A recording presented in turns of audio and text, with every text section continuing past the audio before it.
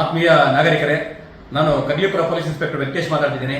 ಮುಂಬರುವ ಗೌರಿ ಗಣೇಶ ಹಬ್ಬದ ಹಾಗೂ ಈದ್ ಮಿಲಾದ್ ಹಬ್ಬದ ಎಲ್ಲ ಭಕ್ತ ಬಾಂಧವರಿಗೆ ಪೊಲೀಸ್ ಇಲಾಖೆ ವತಿಯಿಂದ ನಾನು ಮುಂಗಡ ಶುಭಾಶಯಗಳನ್ನು ಕೊಟ್ಟಿದ್ದೇನೆ. ಬಂಧುಗಳೇ, ಅದೇ ಗೌರಿ ಗಣೇಶ ಹಬ್ಬದ ವಿಚಾರವಾಗಿ ಸರ್ಕಾರವು ಕಟ್ಟುನಿಟ್ಟಿನ ನಿಯಮಗಳನ್ನು ಜಾರಿಗೆ ತಂದಿದ್ದು ಎಲ್ಲ ಭಕ್ತ ಯುವ ಸಮೂಹ ತಪ್ಪದೆ ಪಾಲನೆ ಮಾಡಬೇಕಾಗುತ್ತೆ. ಯಾಕೆಂದ್ರೆ ಮುನ್ನೆಚ್ಚರಿಕೆ ವಹಿಸುವುದು ಅತಿ ಮುಖ್ಯ. ಹೀಗಾಗಿ ಫಸ್ಟ್ ಕೇವಲ ಮಣ್ಣಿನ ಗಣಪತಿ, ಪರಿಸರ ಗಣಪತಿಯನ್ನೇ ಇಡಿ.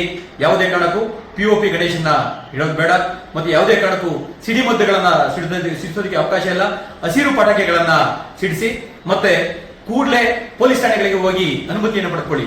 ಆಯೋಜಕರು ಹೋಗಿ ಎಷ್ಟು ಜನ, ಒಂದು 6 ಜನ ಆಯೋಜಕರ ಹೆಸರು, ನೇಮಗಳನ್ನು, ವಿವರಗಳನ್ನು ಕೊಟ್ಟು ಎಲ್ಲಿ ಕೂರಿಸ್ತೀರಾ, ಹೇಗೆ ಕೂರಿಸ್ತೀರಾ, ಏನೇನು ಕಾರ್ಯಕ್ರಮಗಳಿದೆ ಅದರ ಬಗ್ಗೆ ರೂಪುರೇಷೆಗಳನ್ನು ಇದು ಮಾಡಿ ಸೌಂಡ್ ಸಿಸ್ಟಮ್ ಏನಾದ್ರು ಬೇಕಾದ್ರೆ ಸಂಬಂಧಪಟ್ಟ DYSP ಅಧಿಕಾರಿಗಳ ಕಚೇರಿಯಿಂದ ಪಡೆಯಬೇಕಾಗುತ್ತೆ.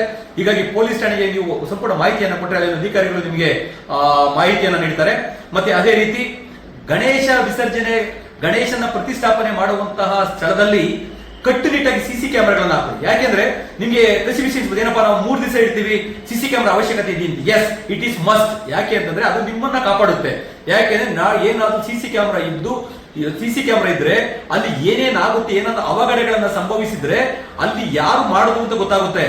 CC ಕ್ಯಾಮೆರಾಗಳು ಇಲ್ದಿದ್ರೆ ನಿಮ್ಗೆ ಸರ್ ನಾವೆಲ್ಲೋ ಬಿಟ್ಟು ಹೋಗಿದ್ದೋ ಸರ್, ಏನೋ ಮಾಡಿಬಿಟ್ಟಿದ್ದಾರೆ ಅಂತ ಹೇಳ್ತಾರೆ. ಹೀಗಾಗಿ ಅಟ್ಲೀಸ್ಟ್ ಕನಿಷ್ಠ ಒಂದು 2 CC ಕ್ಯಾಮೆರಾಗಳನ್ನ ನೀವು ಹಾಕೊಳ್ಳೋದು ಅತಿ ಕಡ್ಡಾಯ. ಅದು ನಿಮ್ಮನ್ನ ಕಾಪಾಡುತ್ತೆ, ಮುಂದಾಗುವಂತಹ ಅವಘಡಗಳನ್ನ ತಪ್ಪಿಸುತ್ತೆ. CC ಕ್ಯಾಮೆರಾಗಳನ್ನ ಅಳವಡಿಸಿಕೊಳ್ಳಿ. ಮತ್ತೆ ಬೆಂಕಿ ಆರಿಸುವ ಯಂತ್ರಗಳನ್ನ ನೀವು ಅಳವಡಿಸಿಕೊಳ್ಬೇಕು. ಮತ್ತೆ ಯಾವುದೇ ಕಾರಣಕ್ಕೂ ರಸ್ತೆಯಲ್ಲಿ ಗಣೇಶನ ಕೂರಿಸೋದಕ್ಕೆ ಅವಕಾಶ ಇಲ್ಲ, ರಸ್ತೆಯನ್ನ ಬ್ಲಾಕ್ ಮಾಡೋದಕ್ಕೆ ಅವಕಾಶ ಇಲ್ಲ, ರಸ್ತೆಯಲ್ಲಿ ಪೆಂಡ ಹಾಕೋದಕ್ಕೆ ಅವಕಾಶ ಇಲ್ಲ, ಸಂಚಾರವನ್ನ ನಿಯಂತ್ರಣ ಮಾಡೋದಕ್ಕೆ ಏನಾದ್ರು ನೀವು ಬ್ಲಾಕ್ ಮಾಡೋದಕ್ಕೆ ಅವಕಾಶ ಇರಲಿಲ್ಲ. ಬಂಧುಗಳೇ, ಅದೇ ರೀತಿ ಎಲ್ಲಿ ವಿಸರ್ಜನೆ ಮಾಡ್ತೀರಾ ಅದನ್ನ ಮಾಹಿತಿಯನ್ನು, ಯಾವ ಕೆರೆಯಲ್ಲಿ ವಿಸರ್ಜನೆ ಮಾಡ್ತೀರಾ ಮಾಹಿತಿಯನ್ನ ಕೂಡಲೇ ನೀವು ಪೊಲೀಸ್ ಠಾಣೆಗೆ ಕೊಡಬೇಕು. ಏನಾದ್ರೂ ಮೆರವಣಿಗೆ ಇದ್ರೆ ಮೆರವಣಿಗೆ ಮಾರ್ಗಗಳನ್ನು ಕೊಡಬೇಕು. ಮತ್ತೆ ಸೌಂಡ್ ಸಿಸ್ಟಮ್ ನ ನಿಯಮವಾಗಿ ಅತಿ ನಿಯಮಿತವಾಗಿ ಬಳಸಬೇಕು. ನಿಮ್ಮ ಆ ಸೌಂಡ್ ಇಂದ ಸಾರ್ವಜನಿಕರ ಶಾಂತಿಯುತ ಜೀವನಕ್ಕೆ ಧಕ್ಕೆ ಉಂಟಾಗಬಾರ್ದು. ಆ ರೀತಿ ನೀವು ಅನುಸರಣೆ ಮಾಡ್ಕೋಬೇಕು. ಬಂಧುಗಳೇ, ಅತಿ ಮುಖ್ಯವಾಗಿ ಯುವ ಸಮೂಹಕ್ಕೆ ನನ್ನದೊಂದು ಮನವಿ. ನಿಮ್ಮ ಏರಿಯಾದಲ್ಲಿ ಗಣೇಶನ ಕೂರಿಸ್ತೀರಾ, ನಿಮ್ಮ ಏರಿಯಾ ಫ್ರೆಂಡ್ಸ್ಗಳು ನೀವು ಎಂಜಾಯ್ ಮಾಡ್ಕೊಂಡು ಭಕ್ತಿ ಪ್ರಧಾನದಿಂದ ಮೆರೀರಿ. ಯಾವುದೇ ಕಾರಣಕ್ಕೂ ಕಾಲೇಜ್ ಫ್ರೆಂಡ್ಸು, ನಮ್ಮ ಎಕ್ಸ್ ಕಾಲೇಜ್ ಫ್ರೆಂಡ್ಸು ಅಂತ ಎಲ್ಲಿಂದಲೋ ನೀವು ಕರ್ಕೊಂಡ್ಬಂದು ಏನಾದ್ರು ಅಲ್ಲಿ ನಿಮ್ಮ ಒಂದು ಸಂತೋಷ ಮೆರೆದಿದ್ರೆ ಹೊರಗಡೆಯಿಂದ ಬರುವಂತಹ ವ್ಯಕ್ತಿಗಳ ಮನಸ್ಥಿತಿ ಹೇಗಿರುತ್ತೆ ಅಂತ ನಿಮ್ಗೆ ಗೊತ್ತಾಗಲ್ಲ. ಊರಿನಲ್ಲಿ ಗಲಾಟೆಗಳಾಗ್ಬೋದು, ಗದ್ದಲಗಳಾಗ್ಬೋದು, ಹಲ್ಲೆಗಳಾಗ್ಬೋದು. ಅವರು ಹೊರಗಡೆಯಿಂದ ಬಂದವರು ಹಲ್ಲೆ ಮಾಡೋಗ್ಬಿಡ್ತಾರೆ. ಇಲ್ಲಿ ಕೇಸ್ ಆಗೋದು ನಿಮ್ಗಳ ಮೇಲೆ ಆಗುತ್ತೆ. ಹೀಗಾಗಿ ದಯವಿಟ್ಟು ಯಾವ ಯಾವ ಏರಿಯಾಗಳಲ್ಲಿ ನೀವು ಗಣೇಶಗಳನ್ನ ಪೂಜಿಸಿ ಇದು ಮಾಡ್ತೀರಾ, ನಿಮ್ಮ ಏರಿಯಾಗಳ ಸಂಘಟನೆಯಿಂದನೇ ಮಾಡಿ. ದಯವಿಟ್ಟು ನೀವು ಹೊರಗಡೆಯಿಂದ ಹುಡುಗರನ್ನ ಕರೆಸಿ ಅದನ್ನು ಎಕ್ಸ್ಪೋಸ್ ಮಾಡೋದನ್ನ ದಯವಿಟ್ಟು ಕಡಿಮೆ ಮಾಡಿ. ಇದರಿಂದ ನಿಮ್ಗೂ ಸೂಕ್ತ, ನಿಮ್ಮ ಫ್ಯಾಮಿಲಿಗೂ ಸೂಕ್ತ, ನಿಮ್ಮ ಗ್ರಾಮಕ್ಕೂ ಸೂಕ್ತ. ಅದೇ ರೀತಿ ಗಣೇಶ ವಿಸರ್ಜನೆ ಮಾಡುವಂತಹ ಸಂದರ್ಭದಲ್ಲಿ ನೀವು ಬಹಳ ಎಚ್ಚರಿಕೆಯಿಂದ ವಹಿಸಿ. ಯಾರಿಗೆ ಈಜು ಬರುತ್ತೆ ಅವರು ಹೋಗಿ ಮಾಡಿ. ಪೊಲೀಸ್ ಇಲಾಖೆಯಿಂದ ಕೊಟ್ಟಿರುವಂತಹ ಎಲ್ಲ ಮಾಹಿತಿಗಳನ್ನ ಸೂಚನೆ ಮಾಡಿ. ಮತ್ತೆ ನಿಮ್ಗೆ ಗೊತ್ತಿರಲಿ, DJ ಸಂಪೂರ್ಣವಾಗಿ ನಿಷೇಧಿಸಲಾಗಿದೆ. DJ ಯಾರು ಕೂಡ ಅನುಮತಿ ಕೊಡೋದಿಲ್ಲ. ಹೀಗಾಗಿ ಇವೆಲ್ಲವನ್ನೂ ಪಾಲನೆ ಮಾಡಿ. ಗಣೇಶನ ಹಬ್ಬ ವಿಘ್ನ ವಿನಾಶಕನ ಹಬ್ಬ.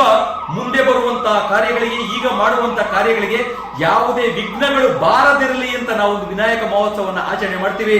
ಆದ್ರೆ ಆ ಕಾರ್ಯಕ್ರಮದಲ್ಲೇ ನಾವು ಏನೋ ಮಾಡಬಾರದನ್ನ ಮಾಡಿ ವಿಘ್ನಗಳನ್ನ ಮಾಡಿದ್ರೆ ನಿಜವಾಗ್ಲೂ ಕೂಡ ವಿಘ್ನ ವಿನಾಯಕನು ಕೂಡ ಆ ಒಂದು ಕಾರ್ಯವನ್ನ ಮೆಚ್ಚೋದಿಲ್ಲ, ಆಶೀರ್ವಾದ ಮಾಡೋದಿಲ್ಲ ಎಂಬುವಂತಹ ಭಯ ಯುವ ಸಮೂಹದಲ್ಲಿರಲಿ. ಬಂಧುಗಳೇ, ನನ್ನ ಕಳಕಳಿ ಇಷ್ಟೇ, ನೀವೆಲ್ಲರೂ ಕೂಡ ನೆಮ್ಮದಿಯಿಂದ ಜೀವನ ಮಾಡಬೇಕು. ನೆಮ್ಮದಿಯಿಂದ ಧಾರ್ಮಿಕ ಹಬ್ಬಗಳನ್ನ ಆಚರಣೆ ಮಾಡಬೇಕು. ಧಾರ್ಮಿಕ ಹಬ್ಬಗಳಿಗೆ, ಅನ್ಯ ಧರ್ಮೀಯರ ಭಾವನೆಗಳಿಗೆ ಧಕ್ಕೆ ಉಂಟಾಗಬಾರ್ದು. ಯಾವುದೇ ಗಲಾಟೆ ವಗೈರೆ ಆಗಬಾರ್ದು. ಎಲ್ಲವನ್ನು ಪೊಲೀಸ್ ಇಲಾಖೆಗೆ ಕೊಡುವಂತಹ ಸೂಚನೆಗಳನ್ನ ಪಾಲನೆ ಮಾಡುವುದರ ಜೊತೆಗೆ ಕಾನೂನನ್ನು ಪಾಲನೆ ಮಾಡಿಕೊಂಡು ಧಾರ್ಮಿಕ ಹಬ್ಬಗಳನ್ನು ಆಚರಣೆ ಮಾಡಿದರೆ ನಿಜವಾಗ್ಲೂ ಕೂಡ ಅಪರಾಧ ಮುಕ್ತ ಸಮಾಜ, ಒಳ್ಳೆಯ ಪರಿಸರ ಮೂಡುತ್ತೆ.